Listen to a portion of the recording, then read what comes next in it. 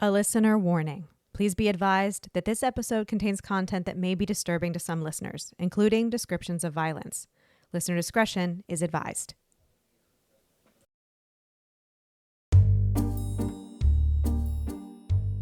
Life upon the wicked stage ain't ever what a girl supposes. I'm Jen. I'm Ashley. And I'm Olivia. And we are, in fact, three different people. This podcast focuses on true crime under the spotlight of arts and entertainment. So grab your beverage of choice and settle in. Places, ladies. Here's our episode.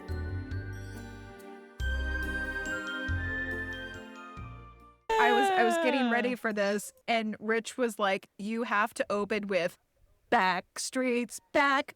All right. Well done, Rich. Tell me well why. Well done. Kudos. And why is that, Olivia? Why are we doing boy bands? Why are we talking about this? Well, first of all, because we are all women of a certain age, and I think boy bands were instrumental to just who we are as human beings. Absolutely. In general.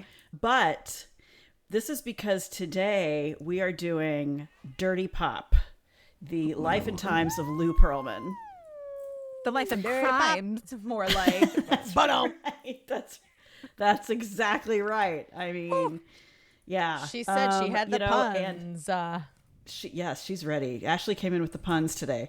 I knew at one point I was going to want to do this one. I had to be ready because I have a deeply personal connection to it. So I wasn't quite sure I was ready yet. But I have watched the Dirty Pop 3-episode show produced by local, well, all these guys were at one point local. Michael Johnson is one of the executive producers who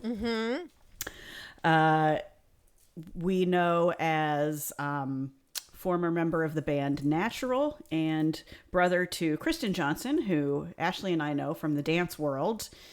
I actually knew Michael too. So my first husband was in the band, and I met him right as the band was breaking up. And he is just, his face is all over the episode, and it was very I didn't realize that. I'll just say very emotional. Yeah, I bet. Was this like archival footage, Olivia, or was he interviewed?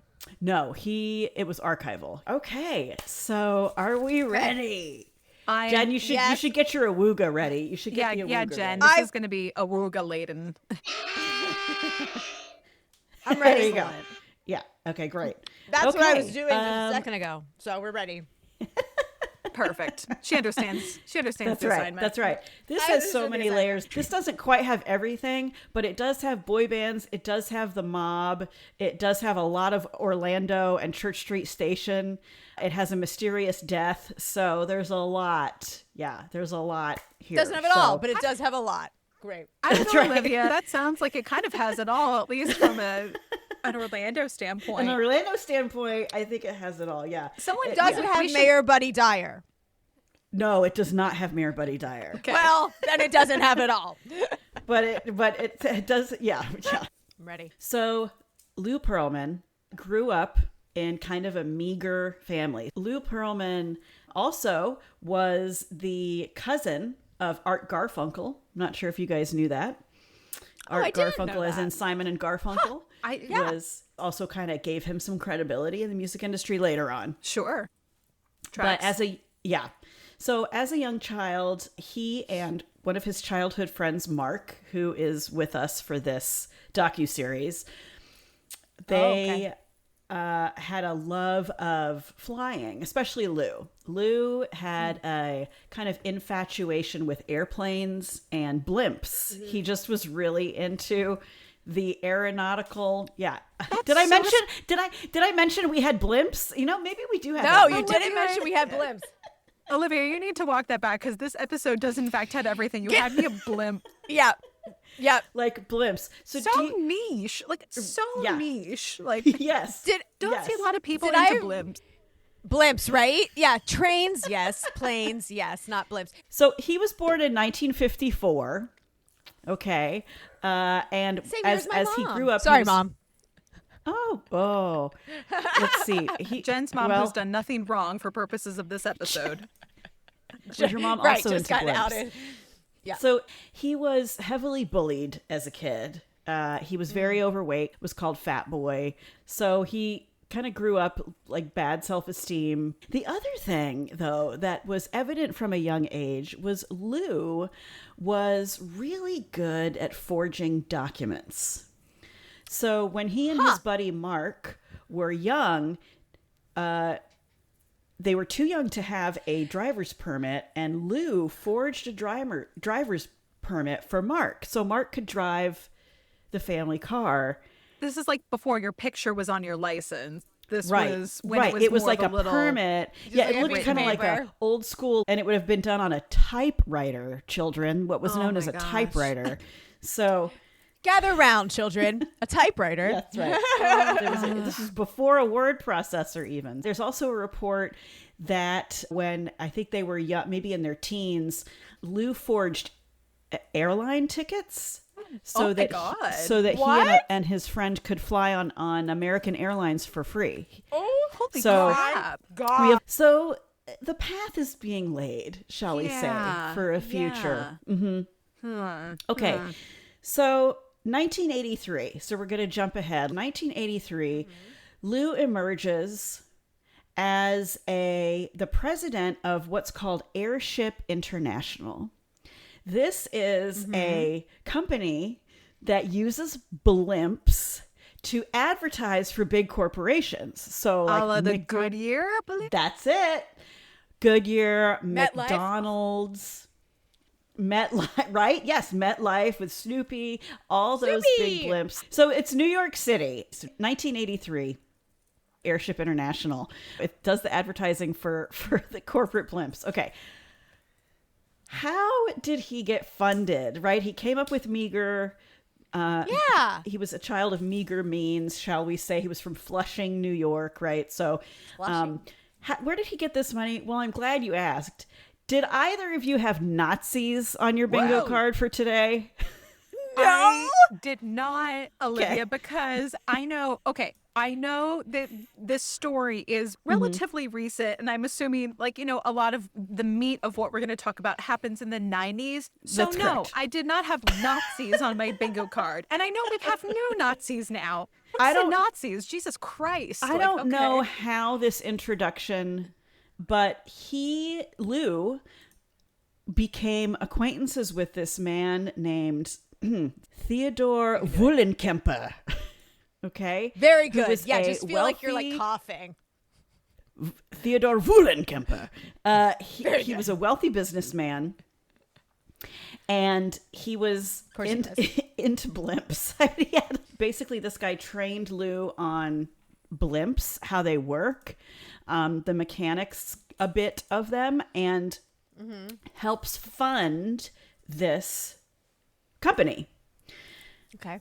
Well, who was Theodore Woolenkemper before 1983, you ask? Oh, no. Tell us. He was a fighter pilot for the Nazi Oh, no. army in Germany.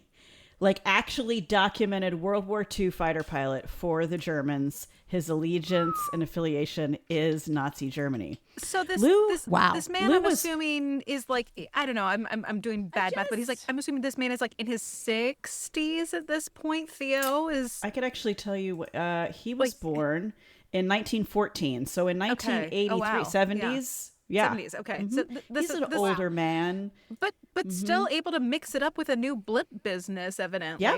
Yeah. That's Okay. exactly I right. just- Now, Wow. Pearlman, here's some irony. Pearlman. What does that name sound like? Jewish? Is he Jewish? Oh, is he Olivia? Jewish? Sure is. Oh my He's Jewish and he's God. doing business with a Nazi. So that doesn't really have anything to do with the story other than like WTF. What? I'll ask just the low hanging fruit here. Did Theo at any point, is he on record as being like, yeah, I served when I was younger and an idiot, but also that was like a terrible thing to do, and now in my older years I am ashamed of like fighting for Nazis, or nah? Like, I don't think he ever. Here, Jewish man, that's came all out of my against money. it. Like, I mean, let's see. like, was he like, here. oh, I was 20 and I was in the Hitler Youth and I didn't realize like how bad I this didn't was. know, Nothing. yeah. We're just because you're allowed to change your no. mind, What? everybody. You're allowed to say you were sure wrong. It's are. okay. You can do it. You get it's more fine. information. Yeah. Yeah, it's all right. I don't have any record that he Interesting. like recanted anything. So anyway, So not okay. That's Theo. We're gonna kind of graze over that. So the other piece that is interesting in Lou's early life with this Blimp company. So he's affiliates with Theo the Nazi. He also, there is some documentation that puts him kind of in touch with the mafia, because when they wanted to take Airship International to an IPO, which stands for the initial public offering, that's when a company is going to go public on Wall Street. Right. Stock market. They had to have some backing, and there are allegations that his backing came from the Italians. So we'll just... This is why all early on. This is why I'll never be rich, because he has no conscience. Like, that's exactly right. You can't have a conscience. That's what this all kind of leads up to. Right? Yeah. He's throwing in with he doesn't Nazis give a shit. He just and wants the the money. mob. Yeah. There's no conscience there. That's right. No one is too terrible for Lou to get into bed with. So he's got his company. Okay. It goes public, and he, thanks to the Nazis and the mob. Great. Right. He also starts Transcontinental Airlines. So this is something. So what he wants to start doing is leasing out airplanes to famous people in the music industry. Oh. So he starts crossing paths with people like Paul McCartney. Mm-hmm. Michael Stay away, Jackson. Paul. So he's crossing paths with these people. And one group that he comes across is known as New Kids on the Block. For those of us that may have had a pillow or a poster back in our... So New Kids on the Block. Joey. And he was like... He saw this group and he saw... Was Joey your favorite, Jen? Who was your favorite? Joey was my favorite. Followed by Jordan. Quick, yes. Jordan close. Knight was my favorite. Yeah. I was followed by Jordan, yeah. Mm-hmm. You were followed by Jordan? No. Oh. Joey was my favorite, closely followed by Jordan. Closely. Oh, sorry. I thought you said you were followed. I was like, stop the presses. No, what? No, I was on Instagram this week. No, everyone. Like, what happened? Yeah, guys, Yes, I have something really important to tell you. No. And I don't have a stalker yet, so no. No. Yet. Okay. So someday. What he sees is someday. he sees yeah. Okay, so Lou Pearlman sees this band, New Kids on the Block, and he sees their popularity, he sees their fame, and this gets him interested of jumping into this industry, because what he realizes is, because he is very smart, he is a smart man. What he realizes is these boys, this formula of having these boys singing and dancing is driving the young girls insane. And this It's formula. insanity. So in 1992, so about 3 years after he comes across the New Kids, 1992, he begins Transcontinental Records. Okay. So he's got blimps, airplanes, and records. And records. And records. Three things that are completely alike. That's exactly. Which one of these does not belong? Because The Nazi. That's who doesn't. Just the degrees of separation between Nazis and boy bands as we know them today really upsets me, but continue. yeah. 1993 was a very good year. This audition notice goes out in Orlando, Florida, that is looking for young men, boys, basically, to join a singing group. So these auditions were held at Lou's house, and he had a huge mansion at the time. We'll get into how that happened. Yeah. I was going to say, how? Yeah. Presenting himself as Nazis. a very wealthy businessman. He has this huge mansion in Orlando. He has a Rolls Royce. So these young kids, 15 years old, 14, when they go to this audition, they're like, oh my God. He must at be the wealth of this successful. guy. Yeah. Right. He's somebody. Yeah. His quote was, I know how to spot the talent. And he does. That's not a lie. He does know how to spot the No, talent. it's not a lie. This is a real skill. This is a really real something skill. he's good at. So out of this audition, 1993, is where Backstreet Boys comes from. So these are all local kids. They went to the local Orlando high schools. If you grew up in Orlando around the 80s and 90s, you probably knew them or knew someone that knew. Oh my God. Now, what happens with Lou is he presents himself as this father figure to these boys. Right. He also, here we go. Wards. He at some point, this nickname early on becomes adopted. I don't know if he suggested it or if they just started calling him it. Big Papa. No. No. Straight to jail. Straight to jail. Lou is known as Big Papa to the boys. No, I hate it. I don't want Papa in anything, and I don't want Big in anything. Either of those, straight to jail. So he becomes a mentor, father figure to these guys, especially to Kevin. Those of you that know the Backstreet Boys by name, Kevin was like the tall one. That's how I always thought of him. He had lost his father to cancer, and so he really bonded with Lou as like a father figure. So Lou hired two of the managers from New Kids on the Block, Johnny Wright and Donna Wright. I think it's Donna Wright, but Johnny Wright for sure, who was like instrumental in New Kids on the Block fame. Lou hired him to help manage the band. Okay. And Lou also brought some of his childhood friends down from New York who had been working with him at Transcontinental Airlines and the Blimp Airship International Company, whatever. So Mark, he brings down, it's a friend of his, and Frankie, who we'll talk about a bit. People don't sound like mobsters at all. Mark and Frankie. So he brings them down from New York to help this new record company. Do any of them have any background in the music industry? I was just going to say, working for airship/airline business does not seem like there's a lot of transferable skills to the music industry, other than maybe like... He did hire, like I said, the Wrights from New Kids on the Block. So he did hire a couple people, but no. The right stuff? He had the right stuff. WRIGHT. That was good. That was good, Jen. Very good. Thank you. It's been in my head since you said New Kids on the Block. So Lou puts together this band and starts out touring them across middle and high schools. So he gets $1 million tour bus. What? Puts these boys on the bus. Wow. And starts touring them around the country. It's actually kind of ingenious because these girls are used to the New Kids. Menudo was it, like any of those. Menudo. So when they have this group of very good looking, very talented young men, the girls are really into it at the high schools and middle schools. Another member of the posse that had no music background whatsoever that we hear a lot from. Her name is Melissa Moylan, and Lou makes her his artist rep. So in addition to Blimps and airplanes and record labels, Lou also owned several TCBY yogurt franchises. Of course. Yogurt? Melissa worked at a TCBY, and Lou went to visit the TCBY shop and met Melissa.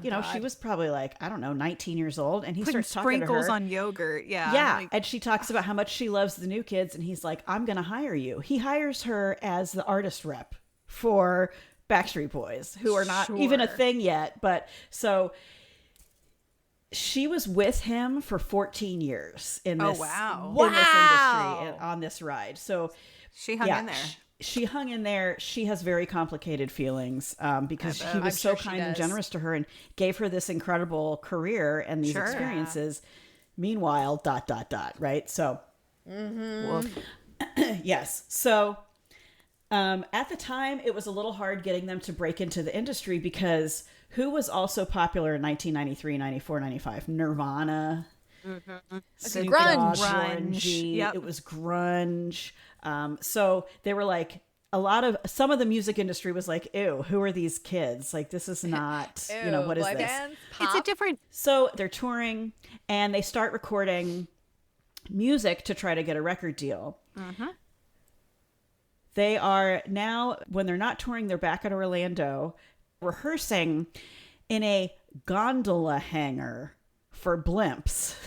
What? There's no AC. It's really long hours, and they're not getting paid. So what's a gondola? The gondola is like the basket under the blimp. Where the people actually are, not the air part. Yeah. Right. So he will also say, all of us have been in a weird rehearsal space more than once. I was just going to say. Howie D is here with us on this. Howie D. Getting interviewed. And what Howie realizes now that maybe he didn't because they were so young and impressionable is that Backstreet Boys was being used. So yes, they're trying to be formed. They haven't gotten a record deal, but they're rehearsing, they're touring. Stuff is happening. They're not getting paid. I have to emphasize that. They're not getting paid. Okay. But what's happening is Lou is using them to also promote his transcontinental enterprise business. So that business is the Blimps, it's the airplanes, it is record producing, it is owning TCBY franchises. There's all kinds of things that Transcon to those of us that that's the nickname it was called. In the know. Because they had a huge office on Church Street, which we'll get to. But they sure did. Yes.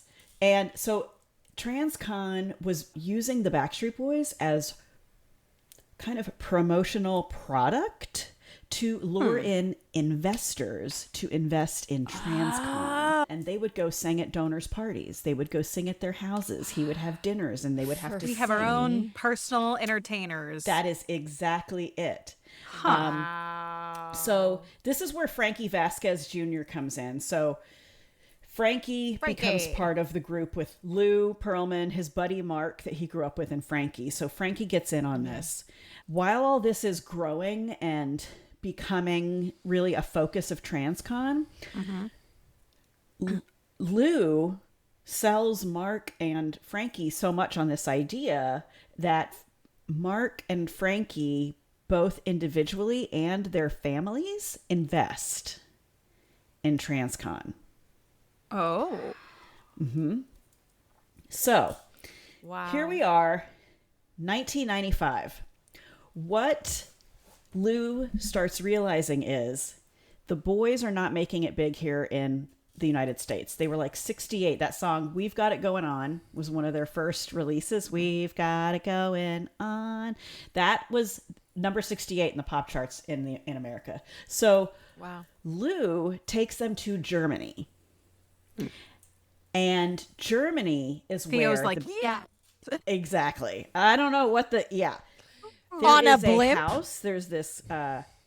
He flies them to Germany on a blimp. That would take a really long time. I feel like. Yes, it would. In 1995, he takes them to Germany, and his theory was, quote, throw them in Germany and let them develop, and that's what he does to all his bands. Why he does Germany? It to Backstreet Boys. Because the girls they over love there David are Hasselhoff. used to this kind of music, right? Because of David Hasselhoff. The pop culture in Germany is closer aligned to this at the time. So they take them over there, and there's the mystique of them being American, just like when the Beatles came here. Oh my God, they're British, right? So they're American boys over there. They become huge stars. This formula that he's working out with Backstreet Boys, he repeats it with NSYNC, he repeats it with Natural, he repeats it with O-Town, and several other ones. He takes them to Germany for a year or two. They live there, become huge megastars, and then they come back over here and they break into the music industry as big stars. When they're over there, like when they're over here touring the high schools and middle schools and trying to put together an album, they're still just like the kids. Over in Germany is where they kind of start seeing, they'll start frosting their hair. Somebody gets a piercing. Somebody starts becoming the bad boy of the group. The archetypes are emerging. That's it. That's exactly it. The archetypes are emerging. So interesting. So he moves the boys to Germany. They're living in this house. And here's what happens. And this happens with all of the bands. And the boys are not making income. But their housing is paid for, their meals are paid for, their lifestyle is paid for, but they do not have earnings. They're earning pennies. Like nothing. And we're talking... He manipulates the parents and he becomes like a mentor father figure to the boys. So while in Germany, Backstreet Boys gets signed with BMG. So that's a big part of this. So BMG, the record company, signs them. Lou, in the contract, is signed as the 6th member of the band. Why? And he's the manager. Why? What benefit is there to that? Because in addition to being manager and getting that income, he also gets the same kind of salary and royalties that a member of the band would get. So he's diluting their shares by taking a cut of that for himself. Correct. Oh my now God. these kids don't know any better. Well, no, they're kids. a decade away from being formed. That's right. So he is so there's like, and they actually, I don't even know if the boys knew, to be honest, that this is how it was set up. Why would a 15-year-old know about a contract and And Lou, I think, frames it as, this is because I'm all in this with you guys. I'm invested in your success just as if it was my own. So it's 1995. The Backstreet Boys are in Germany. And Lou starts seeing they're becoming huge stars. Lou's about to bring him back over here. But what he understands about business is, when you have a popular product, he uses this analogy, like Coca-Cola, there's going to be a Pepsi. He doesn't want someone else to be the Pepsi. He wants to be the Pepsi too. So he starts looking for another band to form. While the Backstreet Boys are getting popular over in Germany, he wants to bring out the basically Backstreet Boys 2.0. He ends up hearing of this band called NSYNC that was put together by Chris Kirkpatrick, who is still an Orlando resident, I believe. Yes. See him in the wild sometimes. Yep. So he puts together this band because Chris moved to Orlando because Chris wanted to be a musician. I didn't realize he put the band together. I didn't either. He did. He put this band together. The original guys, a couple of them worked at Universal. I think it was JC and Fatone, I think, worked at Universal. So they knew each other. Yep. They were singers. See him in the these wild are all too. Musical people. Yeah. So they put together this band. Well, Lou Pearlman hears about it. And a band, is you say? like, a band, a boy band. So Lou approaches Chris and the band, and he's like, "This is the Pepsi. These are cute young guys. They're talented, and they have a different kind of energy." So he gets a house in Orlando. He moves them into this house and starts, pardon the word, grooming them to become the next Backstreet Boys. But no, I think that's the correct word. Yeah, probably. He does it privately because he doesn't want the Backstreet Boys to know about NSYNC, because he knows it's going to upset the Backstreet Boys because they think they are the prodigy of Lou Pearlman, right? So he's like preparing to pit them against each other. And that's exactly what happens. Oh my God. So he introduces He gets one for that. Yes, Jen. Yes. Do that again. That's horrible. Yeah. I don't like that at He all. is a woogaing all over the place. So he announces the NSYNC at his birthday party. He brings out this new group of 5 boys. They sing at the party and people are like, "Oh my God, they're amazing." He starts flying them around in his jet. He has a jet because Transcontinental Airlines. So of course he has a jet. It's got more than one, I bet. He has a jet. Is riding them around in his limousine. He's taking them out on boats all the time. Guess who's also not getting paid? The NSYNC is not getting paid. But their lifestyle's being funded. And yes. So looks like they have money. Yeah. Fast forward. Yeah, Chris Kirkpatrick. I'm a musician. This is so much better. Yeah, because he was what I was getting. Some of these guys were waiters. Some of them were, I think Chris was homeless at one point. Like they were, so this was like amazing. Okay. So after being in Germany for 2 years, the Backstreet Boys get brought back to America and they are huge. This is where everybody, all us girls, Backstreet's back. All us girls are going nuts for the Backstreet Boys. And he sends NSYNC over to Germany. Old switcheroo. Oh, so that they did they know? Did they develop? NSYNC knew what was going on. Backstreet, but the Backstreet Boys Boys didn't know. Here's when everybody finds out. Oh God. Oh so shit. The Backstreet Boys have been worked like dogs in Germany. They do not have any income. They are exhausted. Right. When they get back to the Yeah. States, Lou has signed them up to do a Disney TV special, like one of those Friday night specials Disney used to do. Mm-hmm. They get together and they're starting to get fed up because they're like, we're not making money. We're tired. Like, we're huge stars. Where's the income? Where's our money? Yeah, what's Why is going our on? bank Yeah. accounts empty? We're Mutiny fucking on the tired. Yeah, and there's a little. And they're stars now, so like, yeah, They have some so power. they're like starting to. You're right, Jen. They have power, and they're talking to people that have money now, right? So they're like, wait, shouldn't we have Right, that? they're around them. Yeah. They get together and they say, we are not doing the Disney special. We're exhausted. Wow. We need some time to recoup from this overseas life good for we've you had. We boys. need some time off. We need to take a few weeks off. We're not doing the Disney special. So Lou gets NSYNC and he says, NSYNC's going to do the Disney special. And they shit! do. And they blow up. And Backstreet is so hurt by this because they didn't even know this band existed. Yes. Yeah, and then it's like, wait, what do you mean you have 5 other guys? Like, Yes. doing Like, our shtick, kind of. Papa, completely Could you different, like- imagine? Oh, Big Papa, can you hear me? Wow. You know, like it's bad. It is bad.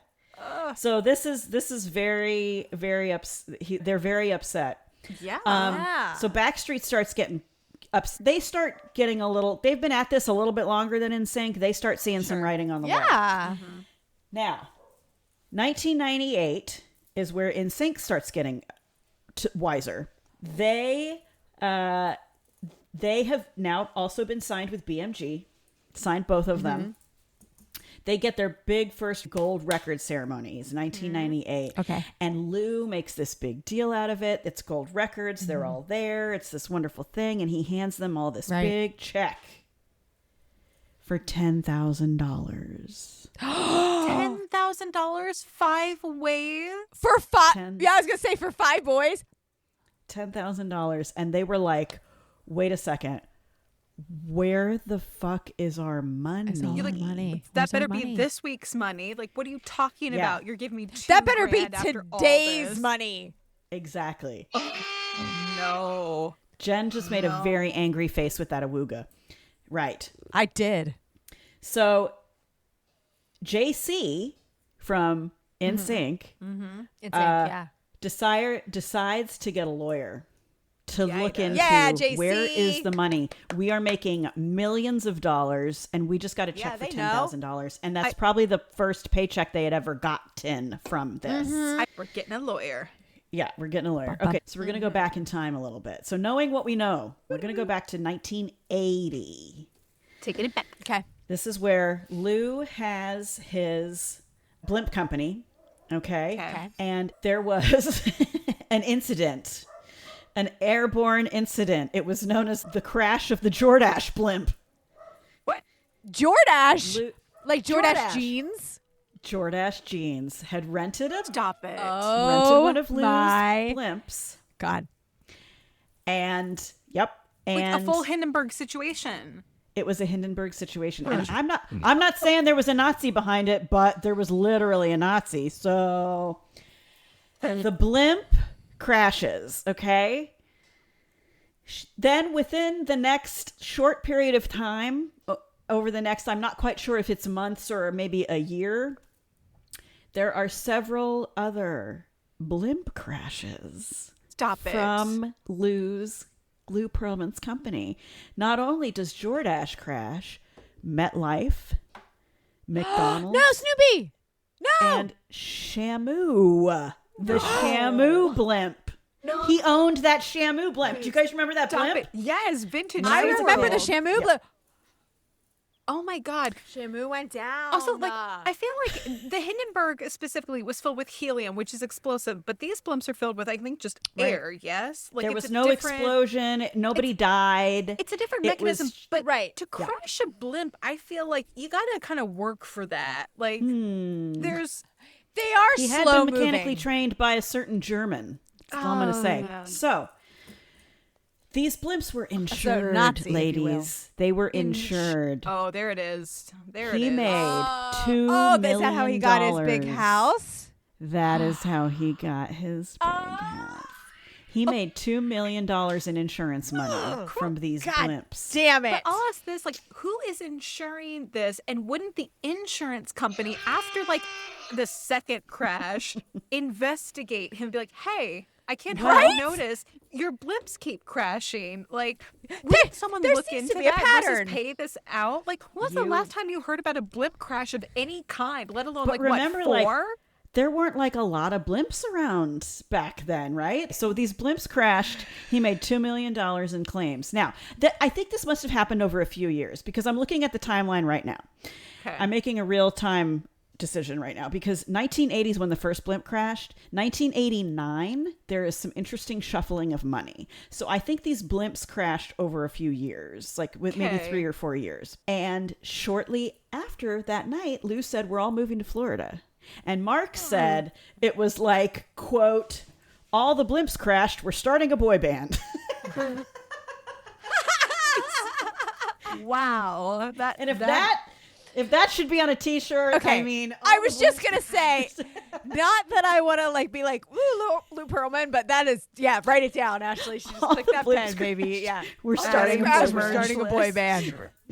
I feel like it could be kind of Brilliant. like a glass. Okay, so now we're back in the 90s, and NSYNC has filed an official lawsuit because JC's lawyer's like, Okay. something ain't right. Something ain't right. Yeah. And JC and the boys file a lawsuit. Lou, in his written biography in there, wrote about how hurt he was when He was hurt. NSYNC. Poor baby. He was very hurt when they filed a lawsuit. He said he felt like, and this is a quote, he felt like a father whose sons had moved out of the house and fallen into bad company.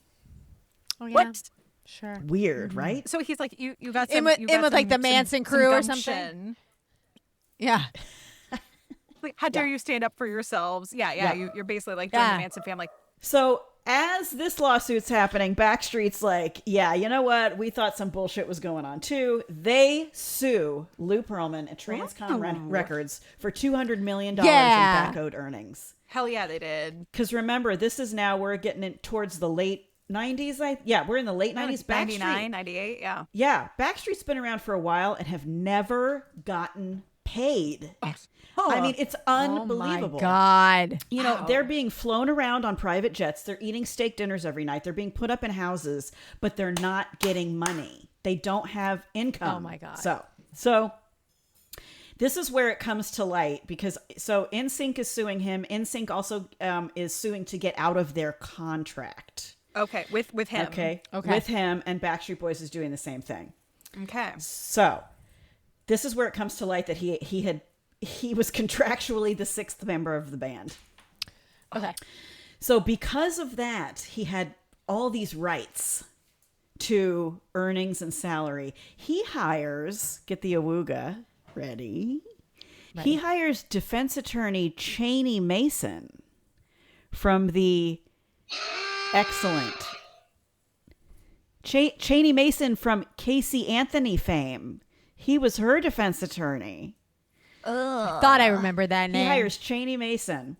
And Cheney and Lou's You know what? position Casey was gets Lou, one too. Like, let's.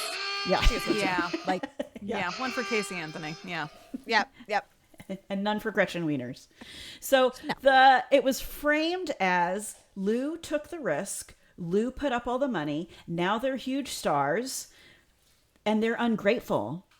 Now, Oh, my God. complicated legacy. That's actually kind of true. Lou did put them up to this lifestyle. He did make them famous. He figured out the formula. He made it work. Now they are huge pop stars because of Lou.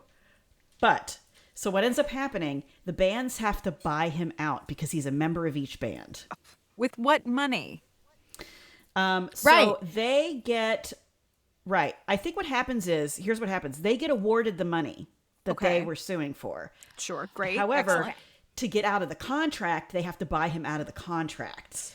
So he gets his money So back. they have to give him his 1/6 portion of whatever Right. that award was. So all in all, it comes out to $64 million that they have to pay Lou Pearlman to get out of the contract. Did they have to pay him? I hate that. Yes, to get Like, out of the contract. Collectively? Collectively. Okay. Collectively. Yeah, Both to go away. bands. I think it's both bands, unless it's just Backstreet. Together. I'm not 100% sure about that. I'm not 100% sure. But there's a $64 million winning in Lou Pearlman's favor. And this all happened, by the way, in the downtown Orange County courthouse. On Orange? Because this was all filed in Orange County. Where was it, Olivia? Was it the one that was the History Center, or is it the one that we now know is The one that we County now Courthouse? know. Okay, The I one was that we gonna say, now was it- know is the Orange. Right. Yeah. Was it The it one where Ted we Bundy- convicted Ted Bundy of murder, or the one where Casey Anthony got off? Which one? It's the one where Casey Anthony got off. Those are the two. Okay, great. Maybe we should go sage that building We're because there's some so popular here in Orlando. I mean, shit. So they leave. They all get out of their contracts of Lou Pearlman. Okay. okay. He said, like, he was sure that now that they were out from under his tutelage that they were going to fail. However, Yeah, because they don't after have this any happens- talent. It was all him. right? Yeah, nothing they could have possibly done on in and of themselves to be famous Yes, and talented. Exactly. Yeah.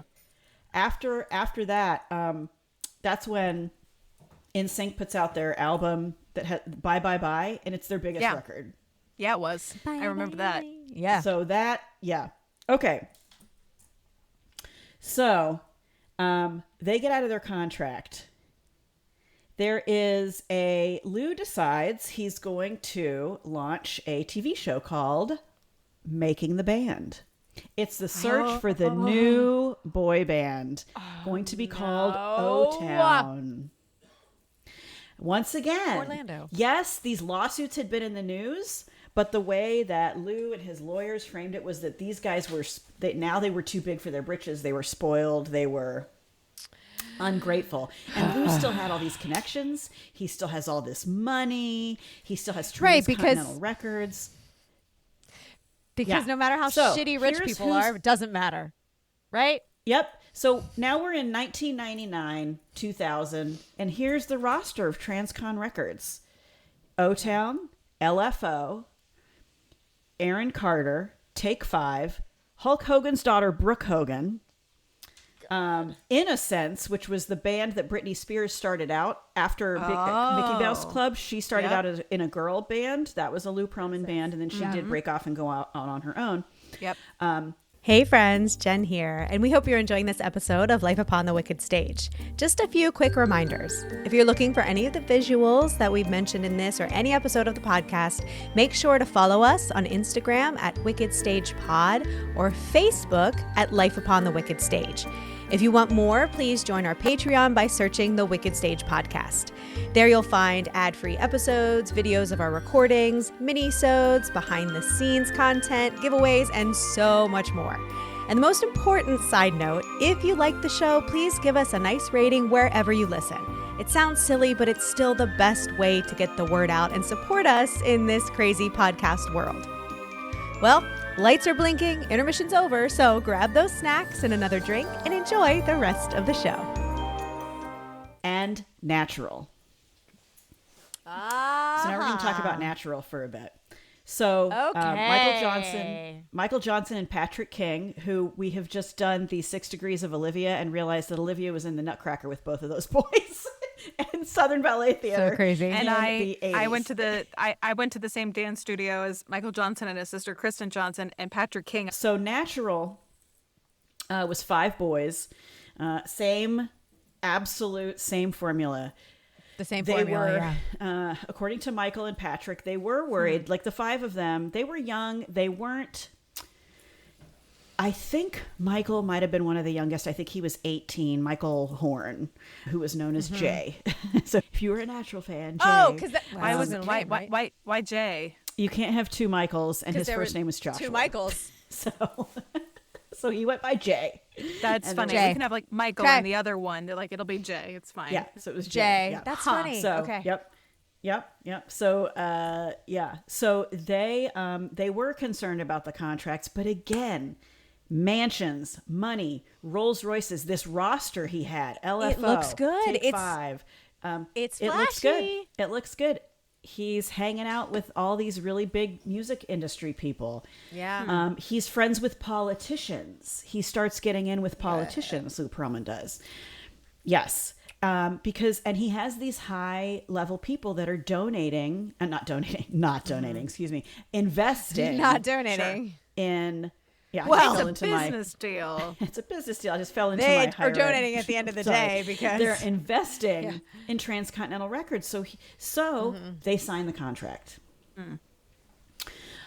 They were flown in private jets all over the place. Lou always had thousands of dollars in cash on him, according to Michael and Patrick. They ate at steakhouses all the time. They flew to New York. Now, this was stuff that Michael J. Told me. Yeah. Like they would fly to New York for dinner. He would put them on the private jet and fly them to New York to have dinner at the steakhouse that he loved. Like, this is the it's lifestyle like I of want, these boys. a hot dog. Let's go to Coney Island. Yeah. Exactly. That's crazy. Yeah. It's crazy. Yeah. And it's warping their perception also of reality. Obviously, they're sure. young. They're Because 18, That's the 19 purpose years of old. it. That I is would the also say, purpose like, of it. that kind of behavior, that is not even like millionaire behavior. That's billionaire behavior. It is. Right. It's Because, billionaire like, behavior. That is another level of, I'll say, like, lifestyle expenditure and resource, to where it's like, and I think it's hard for, civilians like us to sort of extrapolate sometimes. Yeah. But like Normies. the difference between like $1 million and how that compounds, like $1 million versus $50 million versus $500 million versus $1 billion. Billion Like, dollars, that's, which is a million millions. It's a totally different existence. but to have the resources. No one can send $1 billion. Like, So here we are. It's 2001, and Natural is in New York. They're shooting for a magazine. I'm not sure if they might be recording a song, but they're up there for promotion of Natural, and it's September 11th. Oh God. So they Oh were my God.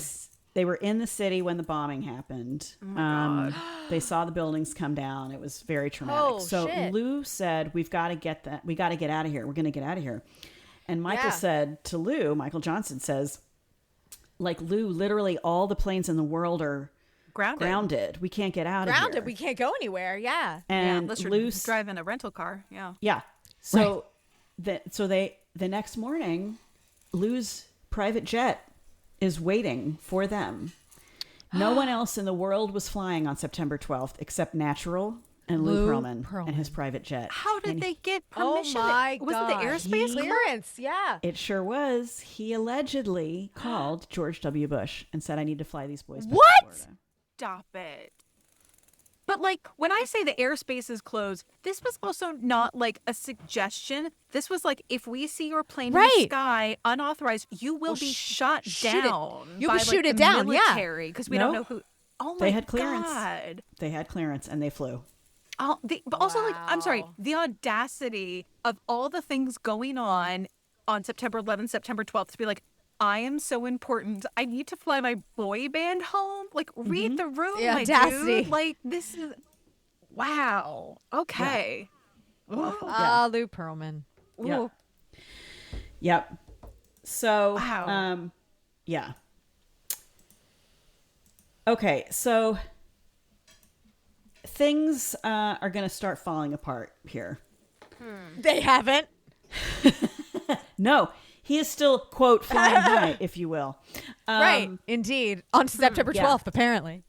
So over the next couple years, some other things happen. He purchases the Exchange in Orlando Church Street station. He purchases the Exchange, and this became the headquarters for Transcontinental. He makes up this story. He's all over the news that he's going to rehab downtown and turn downtown Orlando back into the glory days of Church Street Station. So in the early 2000s, Transcon owned many different companies. Different pieces of Transcon were doing different things. Here's a few of them.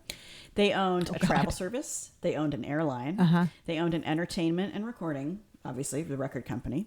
They owned NYPD Pizza, which was around Central Florida. If you guys remember NYPD Pizza. Oh no, I liked NYPD Pizza. Oh no, I know I did too. They owned the Orlando Predators. God damn it. They owned the Orlando Predators, Transcon at one point.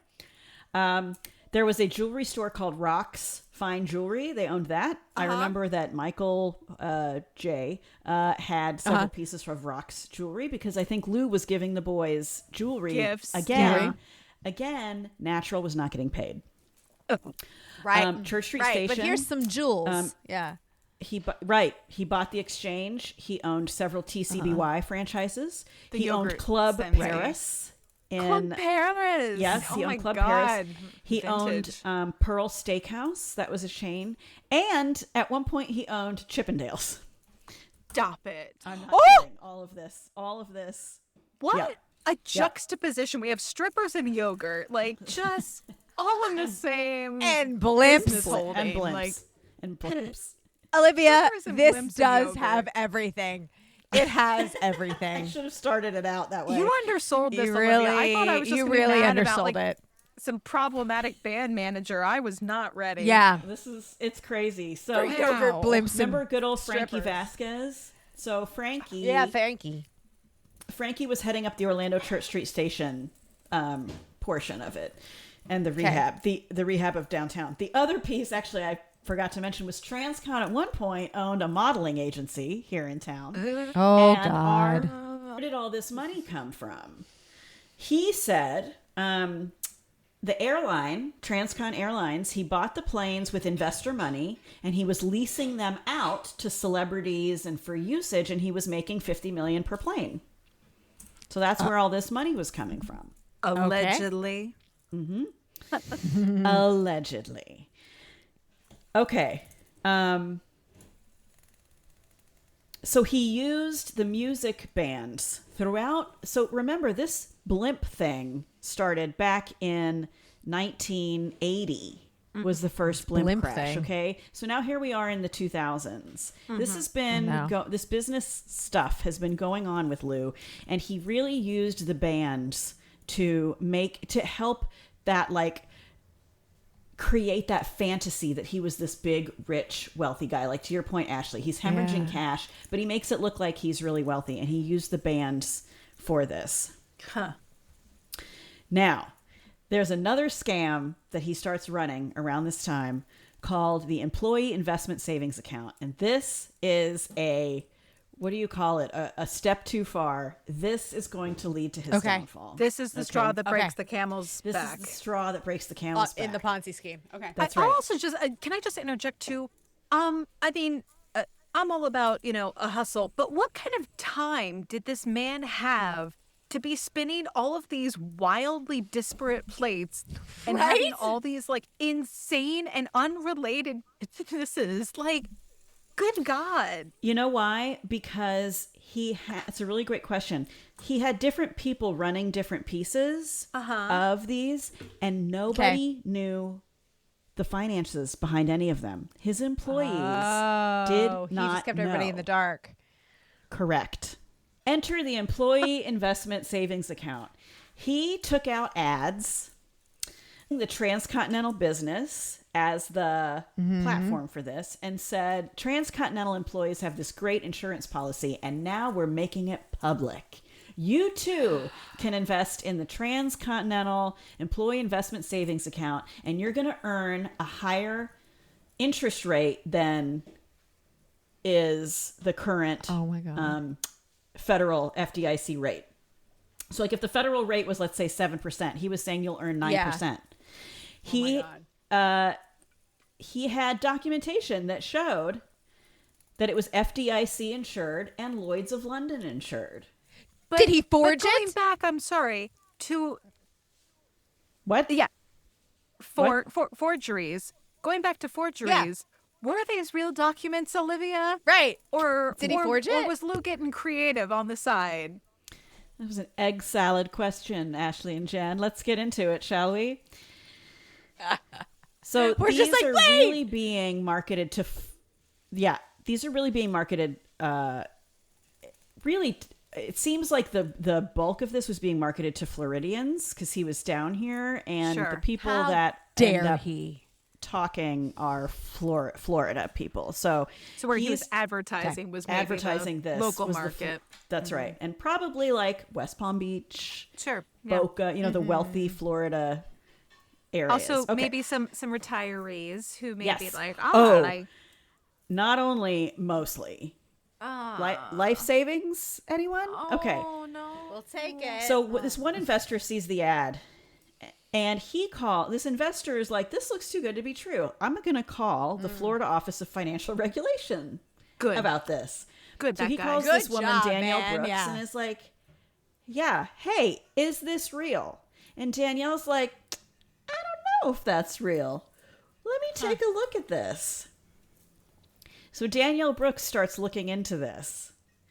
And she opens an investigation into the employee investment savings account. I love it. Lou Pearlman ends up catching wind that she's investigating him. So he calls her because this is Lou. He's very brazen. And he's like, my name's Lou. This is Lou Pearlman. Do you know who I am? And her quote on the interview is, I don't know who you think you are, but I know who you really are. So Danielle yes, girl. is looking into this stuff. Yes. And she sees That needs to be on a shirt too. that, right? I don't know who you, are, but I know who you really are. I love it. About this time, we hear from Cheney Mason again, Mr. Defense Attorney. Guess what? Oops. So Lou got that $64 million settlement. Cheney obviously does not work for free. He was entitled to $16 million of it. That was his percentage. His fee. Yep. Guess who never got paid?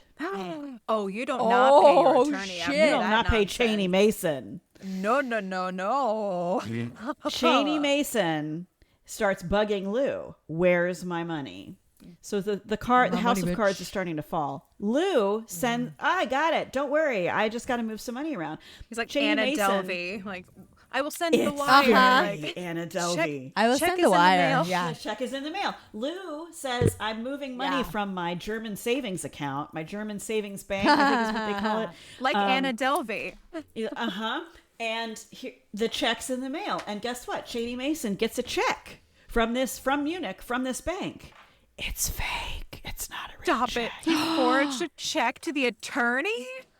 Cheney Mason sues Lou Pearlman for $16 million. Oh, yes. Now, because there's a lawsuit presented, Lou, to try to get out of it, has to present a financial statement saying, I don't have it, right? This is how you get out of a lawsuit like this, is you present a financial statement that shows that you don't have the money.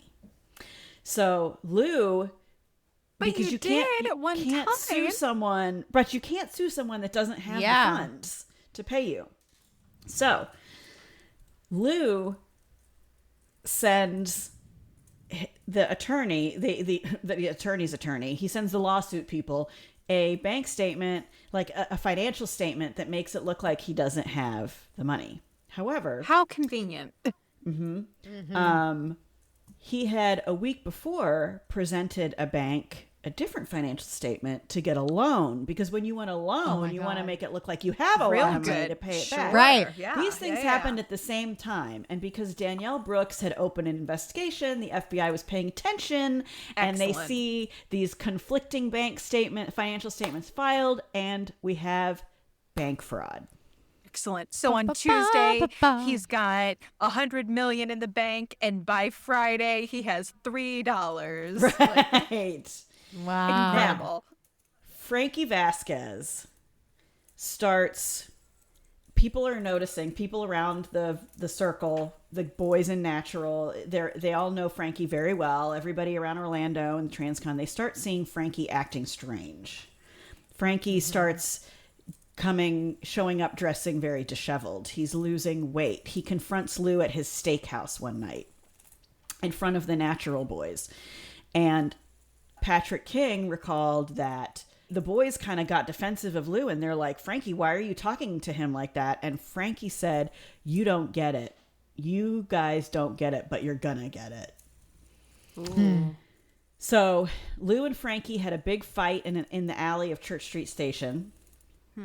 Shortly after, Frankie was found in his garage with the car running.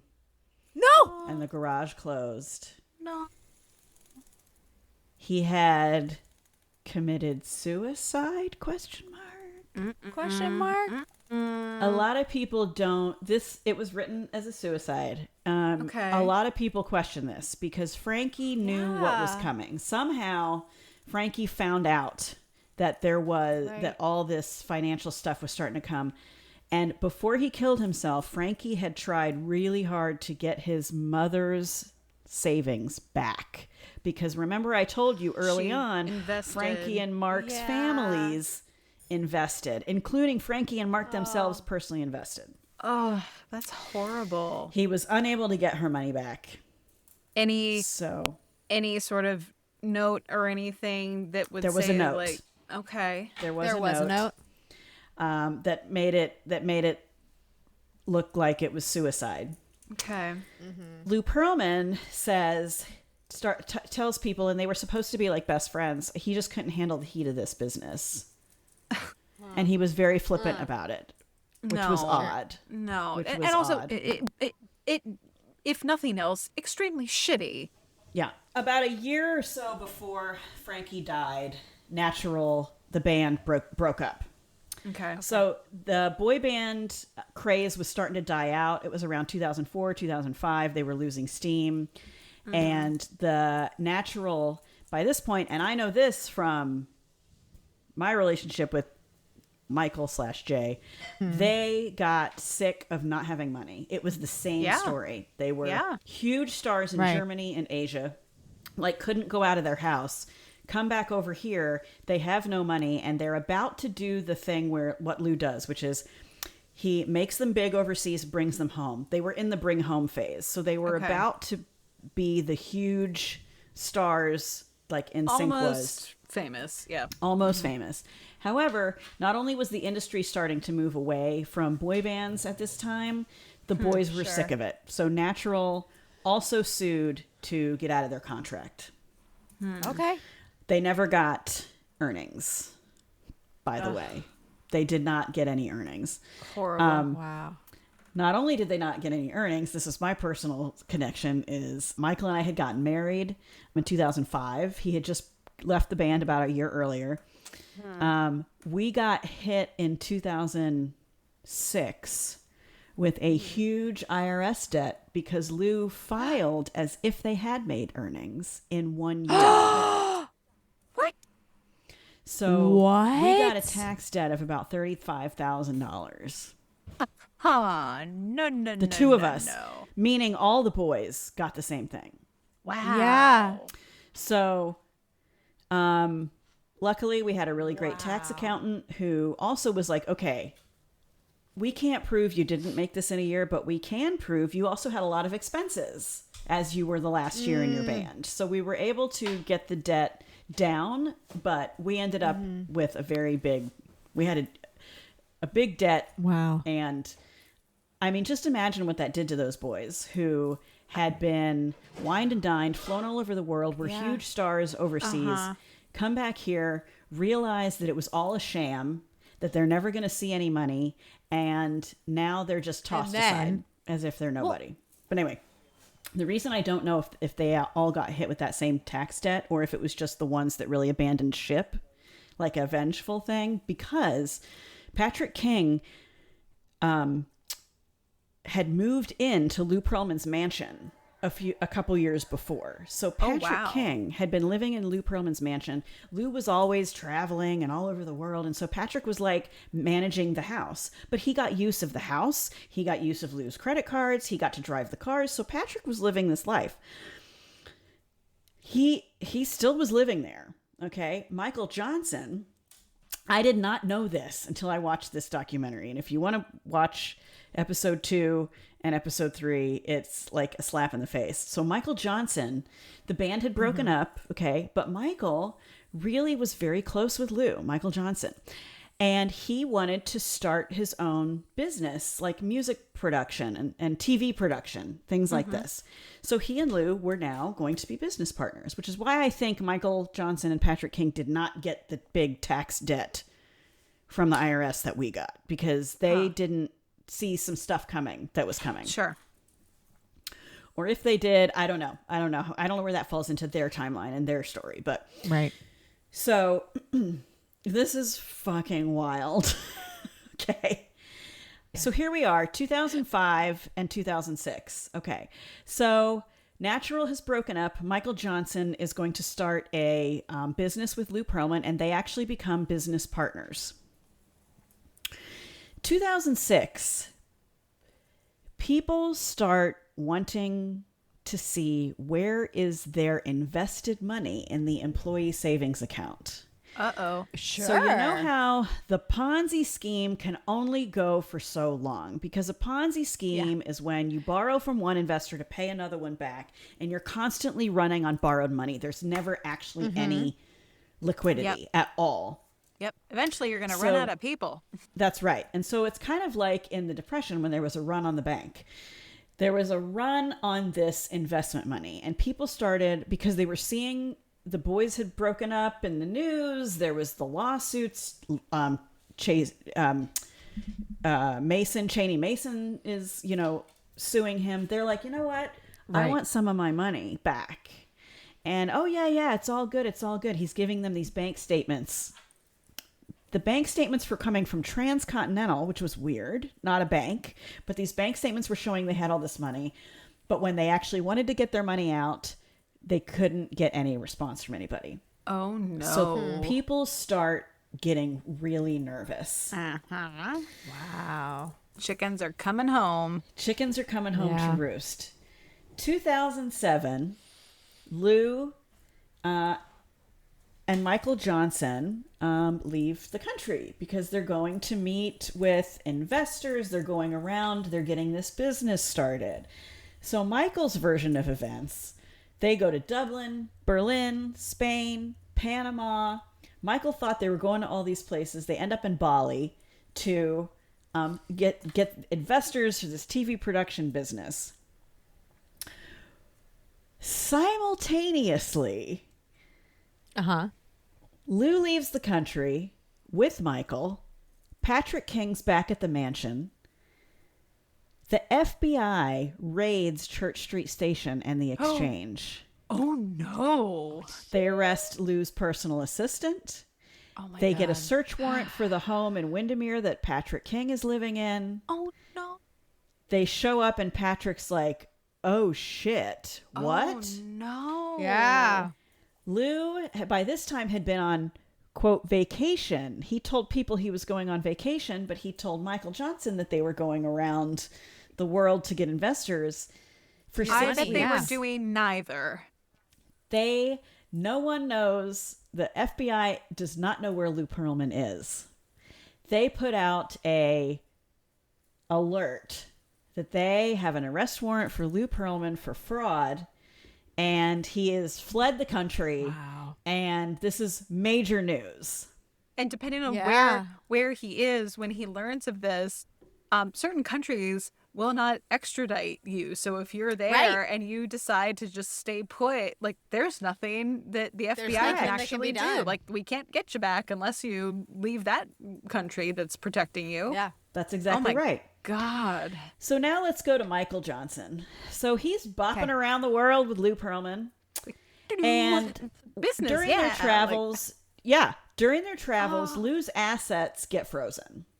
Now, yeah, I bet they do. Michael knew that Lou had been involved in lawsuits before, but it always got resolved. So Lou's like, Michael, I need you to cover all of our expenses on your credit cards. So Michael's like, okay, is wanted for fraudulent behavior and fraud and defrauding investors for this employee savings account. Wow. Thanks, Internet. Thanks 2007 Internet. Yep. 2008. Thanks 2007 internet. Yeah. Wow. Michael is sitting down the table from Lou, who Lou has been doing some work. Some really intense work on this paper. Mm-hmm. Lou holds up this paper to Michael and says, "Hey, does this look real to you?" It was a hand-drawn logo of the, quote, German savings bank that he had drawn onto an application for $1 million to Bank of America. Oh, stop it. Michael was like, "What are you doing?" Lou Pearlman says, "This is just how you do business on a global scale." No. Oh, no, it's not, buddy. you fraud. Oh, my God. Michael said, "I think I should leave. You're on the news and you're forging a document in front of me. I think I need to Good for go." you, Michael. Bad Michael- news bears. Oh my God. Michael calls his family, and the next day he flies home. Help. He leaves Lou in Bali. Help me. Help. He goes home. Oh my God. He realizes good. the house has been, This is searched. This is it. House of Cards is Michael's like, tumbling, "I've got to yes. get the fuck out of here." yeah. Meanwhile- but who knows what's going to happen? Yeah. Guess who gets approved for the $1 million loan from Bank of America? Stop it. Bank of America, you idiots. Also, can we spare a thought for the talent of Lou Pearlman was forging all of this by hand, including a logo.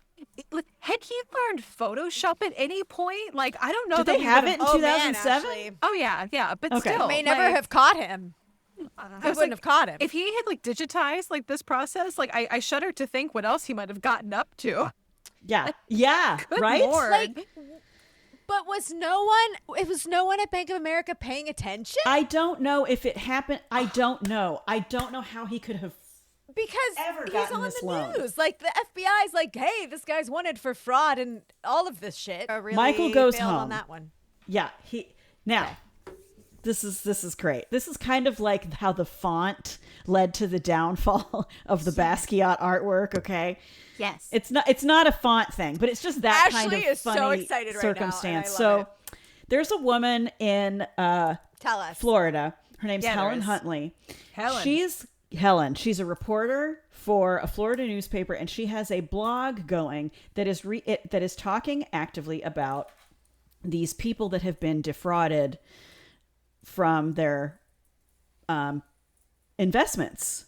Okay, this is the blog that Michael becomes aware of. He sees it on the news or whatever, and he looks up the blog and he sees this and he's like, I got to get the hell out of here. Okay.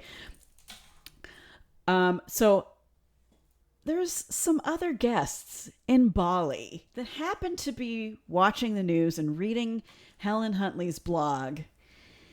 They see Lou Pearlman at the hotel. Oh my God. They take a picture and they send it to Helen Huntley. And they're like, Incredible. is Oh my this God. the guy?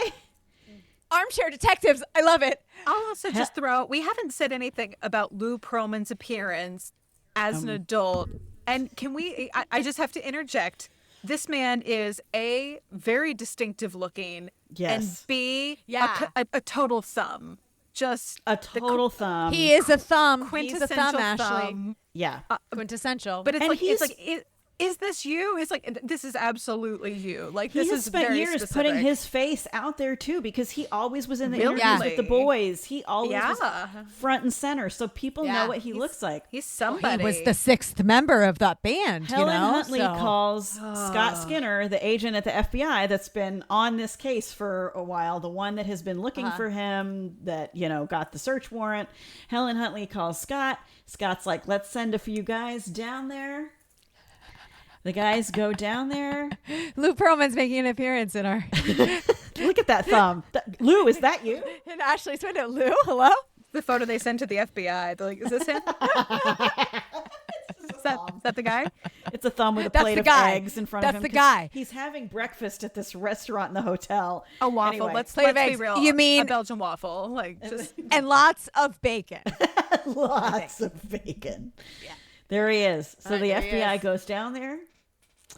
They arrest him in Bali. He's put Yeah. in jail in Bali, and Bali extradites. Heads up. They worked with the FBI. They extradited. Heads up, everybody. Don't go to Bali if you're running from the FBI.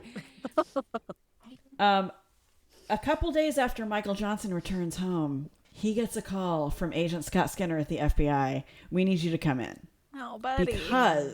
Because when Lou and Michael signed into the hotel at the Westin, Michael was Michael Johnson, and Lou, unbeknownst to Michael, using Michael's credit card. Now, Michael knew he was using his credit card, but he registered at the hotel as An Incognito Johnson. What? A-N, like the word A, but An Incognito Johnson. That is the name that he registered with. Oh, my God. So for a split second, they thought Michael Johnson was in on it. Well, yeah, of course. But also, like, why would you do that in the first place? Like, what a weird move. I don't know. A front desk employee who was so over his job that he was like, you want to sign in as incognito? Okay. I don't care. Go ahead. Okay. Incognito. I'm going on my smoke break. I don't care. Yeah, that seems like you're drawing more attention to it than just, again, like Bob Smith. It's like, yeah, sure, Bob Smith, whatever. Like, go about your business. But it's like, no, this is like a smoking gun, like right here that you laid out for yourself. Like, you didn't have to do this, but okay. I don't know if he knew. He maybe. Okay. So here is so Lou Pearlman gets arrested. He's brought back to the United States. And here's where we find out the extent of the misrepresentation and the extent of the fraud. Okay, I'm ready. Okay. All of Lou's bank accounts or bank statements were coming from this, quote, German savings bank. And they all showed that he had $30 million in the bank. Okay. There's no such thing as the German savings bank. Huh? It was all falsified. Sure. How did he get away with that? Well, he had an accounting firm that was filing all of his paperwork. How could that be? The accounting firm of Cohen and Siegel. Oh my God. The accounting firm of Cohen and Siegel was fake. Oh my God. Lou invented it. Not only did Lou invent it, he named it for Mickey Cohen and Bugsy Siegel, the gangster. Stop it. He is so telling on himself. Like at every turn. It's like a little, it's a criminal hat on a hat on a hat. Like, right. He's a serial killer, like trying to get caught. You know what I mean? Like, he's like, look at this. Yeah. He's like, wonder if I can get away with this one. So all the investors had received when right as Lou was disappearing, right as all this stuff was happening, the investors in the savings, the employee insurance savings account, had all received a letter from the CEO of Transcon, Harry Milner. Mm-hmm. And this letter said, this is all a misunderstanding. Your money is on its way. So the FBI got a hold of these letters. They had been trying to contact Milner the whole time. Like, where's Harry Milner? Harry Milner had been the CEO of Transcon at one point. He had died years before. Probably just a corpse. No! Harry is in the ground. He's Dusty Lou Bones. wrote the letters himself and signed them. Impersonating. Was he still taking his Social Security? I don't know, and I wonder that. Probably. Oh right? My God.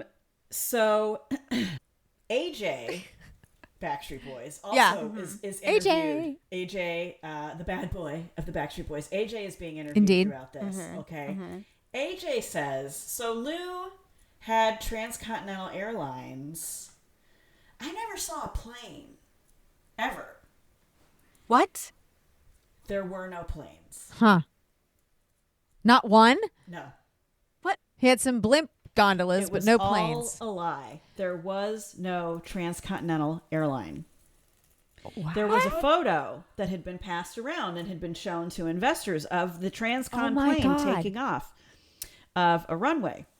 So he just like had a brochure made, but never in fact had a full-ass Not airline? only, it wasn't even a brochure, Ashley. It was, he had a small model plane that said Transcon, and he was holding it. He had a toy? He was just that like, he held, and it was taking off from he was at a real airport, and he had the plane, and he'd cropped his hand out of it. Stop it. Shut up. Again, had he had like Photoshop this had man. He mastered Photoshop. He took a picture of a toy plane and was this is my airline. Yeah. I did not see that one coming. I thought the planes were real. I really. Who? Wow. Okay. Wow. Okay. The audacity that this man had. But wait, so like when they were like taking private jets, those weren't his jets. He was chartering jets, not his jets. Right. It seems like he didn't own any planes. But he had all this money from the investors. See, there was real money at one point. There was money. There was the $2 million. It wasn't his money. Right. There was investors in Transcon. He was using their money to charter this private jet. Mm-hmm. This scam, which was way bigger than the boy bands, it was actually the transcontinental investment scam. Yeah. Was executed over 30 years from the day of the Jordache crash all the way to his arrest in the 2000s. Oh my God. He had scammed over 2,000 people, totaling $300 million. Oh my God. Over 30 years. That's not all. The bank fraud from borrowing from bank after bank after bank was $200 million. Oh my God. This is $500 million. He had scammed over 30 years $500 million. Oh my God. People lost literally their life savings investing in this. Oh my Cheney Mason. God. Never got his money, by the way. So the DA filed, it was federal charges. It was filed here in Orlando, though. It was the DA of Orlando. Lou Pearlman pled guilty, did not go to trial. He pled guilty. Good. Wow. Good. Cheney Mason said he was in the front row and he said to him, "You should have paid me, you asshole." Hell yeah. He got should have paid me, you asshole. He got a 25-year sentence, which is unheard of in fraud cases. Yeah. And the judge said, because he knew how many thousands, 2,000 people, $300 million, forget the banks, people, like he just owed people, real money. people. Mm-hmm. The judge said, because there was this rumor that there was millions of dollars in an offshore account somewhere in the islands. And that Lou had said, I've got all this money and they're never going to find it. And they couldn't find it. They couldn't find it. Right. So. Right. There wasn't any. Right. Well, that's exactly right, Jen. It ends up that there probably wasn't any. He spent it all. Right. But the judge said he would reduce his sentence by a month for every $1 million returned. He would reduce the sentence. So he could buy his way out of jail if he returned any of the money. Buy his way out of jail. He never, that's smart, Judge. Ever did. Michael Johnson stayed in touch with Lou. Now, Michael did not have rose-colored glasses at this point. He knew this was all true, but he was the only one that kept in touch. Patrick said, I never spoke to him again. Because Patrick was hauled in. You're living at his house. You don't know what's going on. Like, Patrick was hauled in. Michael was hauled in. Michael Johnson. Traumatic to be, investigated is, what did you know? Were you part of this? That's right. Yeah. All the friends, the childhood friends that had been a part of it, they were all hauled in. It was ruled that they all knew nothing because they didn't. He had kept this so quiet. Frankie Vasquez is dead. Whether or not he died because he was about to blow. One way or the other, it was because of this. It was because of Lou Pearlman. And so Michael has dozens and dozens and dozens of recorded calls from Lou would call in from prison. Wow. And they play one of them and Michael's like, "Hey Lou, how you doing?" And Lou was like, "Oh, I'm all right. I'm meeting with my lawyers today." And Michael's like, "Oh yeah, so it's going good." "Yeah, it's going good. We're making some progress." And Michael looks at the camera and he goes, "Lou didn't have lawyers. He didn't have any representation at this point." So Lou was living in a fantasy. And Michael Johnson felt so conflicted over this whole thing. He didn't cut him off because he's like, Michael does have a career. He does have a life. And it was because of Lou.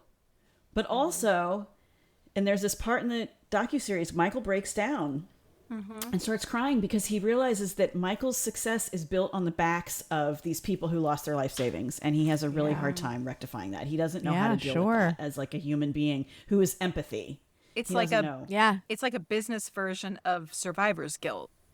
Right. That's exactly it. It's survivor's guilt. I think he has because, and the Backstreet Boys now have had a whole second career. I mean, a whole second. Yeah. And they're on their own. They've come back. They also are aware they never would have been this without Lou Pearlman. And NSYNC, Justin Timberlake would not be Justin Timberlake without Lou Pearlman. Yeah. Well, and I think, Olivia, this is one of those examples of two things can be true at once, where you're right. Like, you know, we would not have, you know, these bands, these individuals would not have the, you know, they wouldn't have the success or the lives that they have now had it not been for the set of circumstances.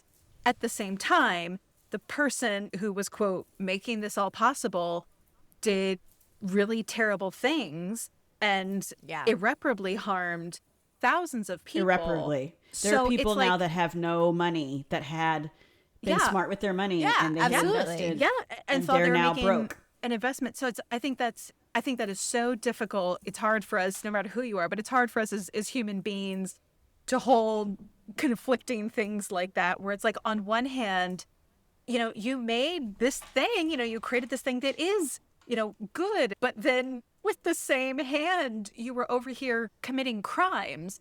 So I think that's, I love it. I can't even imagine, you know, being in any of their shoes to be, you know, kind of like you said, carrying the weight of that. He's carrying the weight of it. Yeah, and he had no idea that Lou was running from the FBI for these weeks and weeks that they were going around the world together. He had no idea.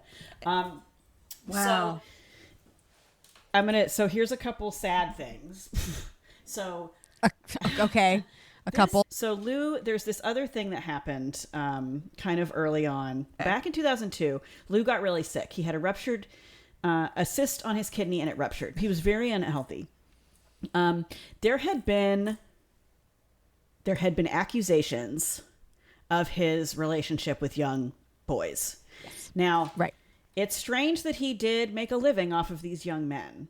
Mm-hmm. However, even after all this time, anyone that was around him that has come forward has said, yes, there was weirdness, that he was touchy-feely, he liked to hug the guys, he liked to see their muscles, he never did anything, is the current state.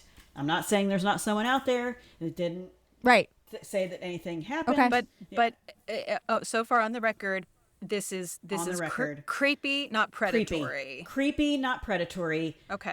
Strange, grooming to take advantage of and become a father figure to loop them in and groom them to take advantage of them financially and financially. Yeah. But as far as physically, no one has ever come out on the record and said anything. Okay. No one has claimed that they saw anything other than he liked to look at muscles. He liked to grab the guy's biceps, but that was it. Okay. In 2002, when he got sick, he got an in-home nurse. Her name's Tammy. When the nursing care ended, Lou invited her to fly down for a friend's birthday party in Fort Lauderdale. He flew her down, and he introduced her to everyone as his girlfriend. Tammy had no idea this was coming. Tammy was like, what? We'd never had this conversation. I'm your nurse. I'm an employee. Right. Tammy never she never kind of did anything. She just was like, okay, you want to introduce me as your girlfriend? Okay. She said he tried to kiss her one time. There was no spark. It was the most asexual thing ever. But she thought he was a really sweet and kind person. He was always very kind to her. He bought her gifts. He sent her cards. He flew her around with him and just referred to her as his girlfriend. Everyone in his personal life referred to him as asexual. They said he didn't. Interesting. You couldn't. There was no indication he was gay or straight or anything. Right. And Tammy went along with this girlfriend ruse for a while. There's an interview, and it's in the documentary where there's someone asks Lou, "How do you even have time? Do you have anyone in your life?" And this, it's so strange, and maybe I'm reading too much into it. But he gets this look on his face and his voice kind of goes, he almost sounds like he's a little kid. And he goes, well, my girlfriend's a nurse and she's real busy too. So she understands. And that moment kind of broke my heart because I think he liked saying he had a girlfriend because he never did. His personal assistant who they interviewed towards the end, who'd known him for years, the guy, Mark, that he also scammed, other people scammed out of money, some of them still say he was the best friend you ever could have asked for because he did all this stuff. He was kind. It's very complicated. It is a complicated legacy. Yeah. So here's how it ends. 2016. Okay. Unhealthy guy living in the joint, allegedly had gotten beat up several times because he also tried to rat other prisoners out, maybe to try to get out of prison. I don't know. He was not doing well. Not doing well in Read prison. the room, Lou. Lou doesn't do well in prison. Yeah. No, not like that. He got very sick. He got an infection around his heart due to a faulty heart valve. Oh God. He went in for an operation. They put him in a coma to do the surgery. Voluntarily went into a coma for the surgery. He never made it. Never made it through the procedure. That's one of those things that can get you even if you're not in prison. But That's like right. the infection, the infection of heart. anything related to the heart can go real bad real quick. Like Heart and lungs, those can. yeah. So he did not wake up. Michael Johnson called the coroner. The coroner said, "Thank God someone called. No one will claim this body." Wow. No one wanted anything to do with it. But it leaves you thinking that Michael's actually the one that dealt with it. I don't know if that's true, but it insinuates that no one wanted, like the family had written him off. Art Garfunkel, like nobody, Art Garfunkel said, no. Yeah. If Michael's the one that handled the funeral, it sounds like he might have been, but he was buried in New York, back in his family plot. 5 people went to his funeral. That was it. Wow. Of the $500 million, $500 million stolen, only $10 million has ever been recovered, and that's because of the bank account that I guess they did find at the time and his assets that were sold off. Wow. So now you've got Backstreet Boys and NSYNC are kind of seeing a second career. The NSYNC guys, some of them, Joey Fatone has his own career. They all got together and presented an award at I think it was the Grammys a few years ago. Justin Timberlake has a soaring career.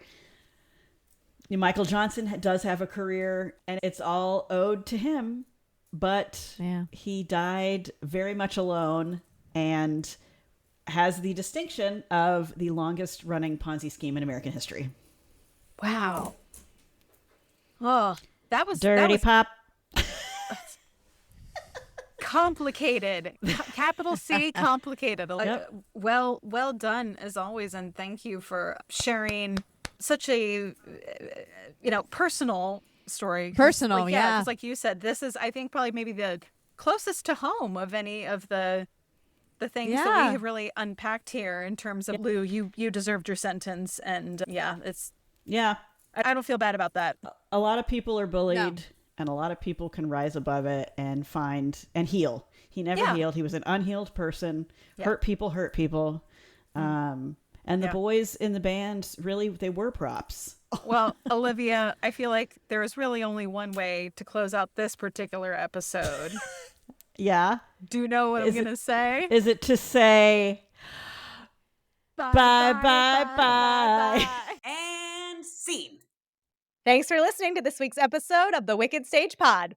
Follow us on Instagram and check out our Patreon for more exclusive content. These deliciously wicked episodes drop every other Friday, so make sure you subscribe or follow and don't get left waiting in the wings.